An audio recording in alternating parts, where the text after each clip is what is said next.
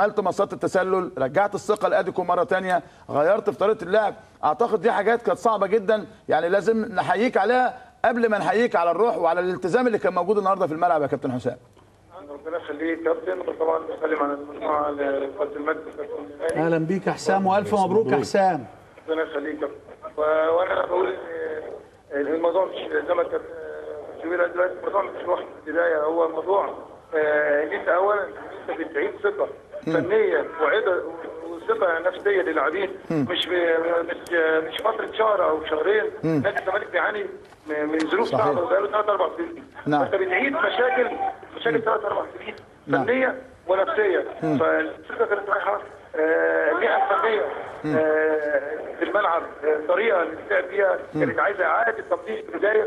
كل الكلام ده فتره قصيره جدا، وانا بعتبر دي اول مباراه ليا خططت لمباراه حرس الحدود ان شاء الله في وضع ثاني. لكن انا دي بقول المباراه خدت مني وقت كبير جدا في الملعب وخارج الملعب، محاضرات وتحضير.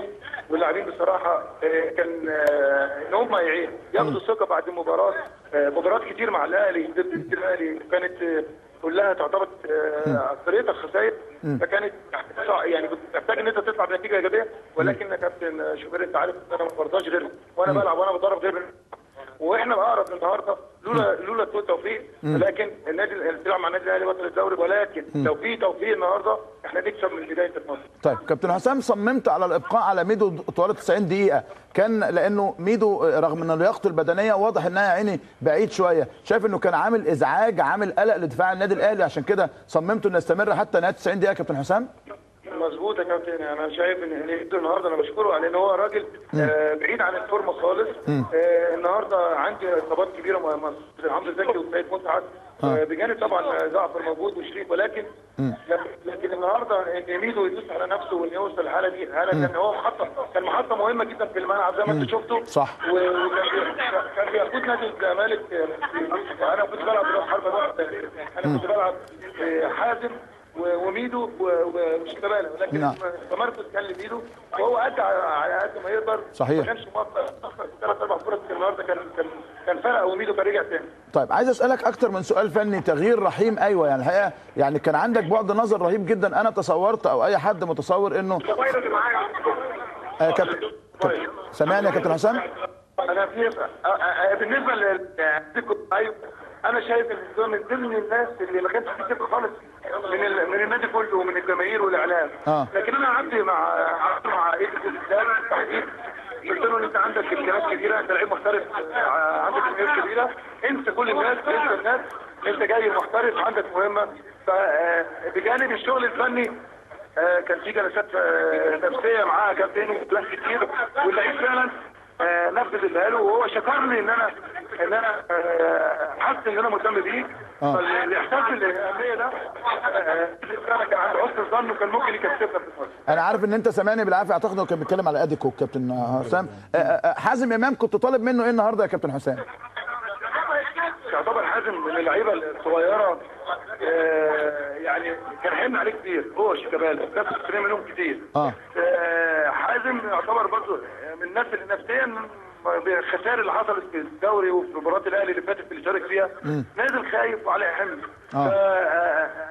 كنت مستني منه احسن من كده، ولكن اللي جاي احسن.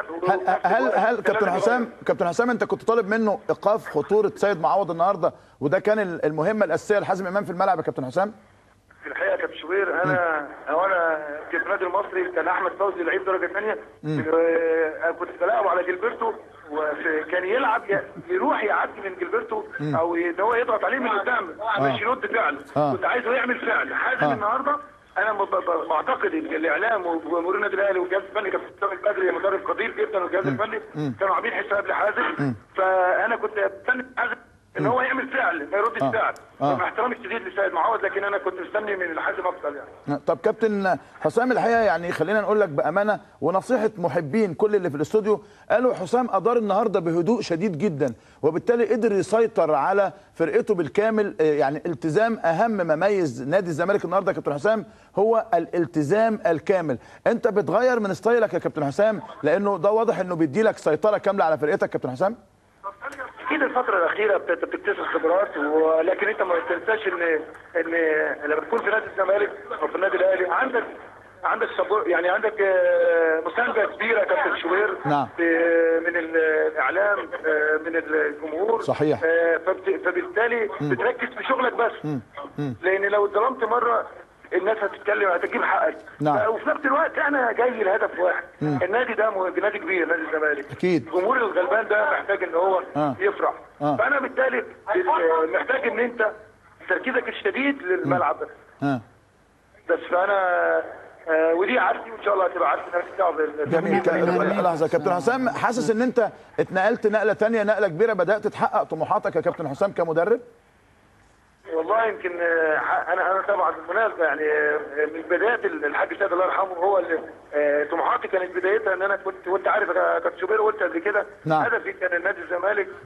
وبعد كده ان شاء الله هيجي وقت في حاجه كبيره زي منتخب مصر، لكن في وقتها لا يعني، لكن انا دي طموحاتي.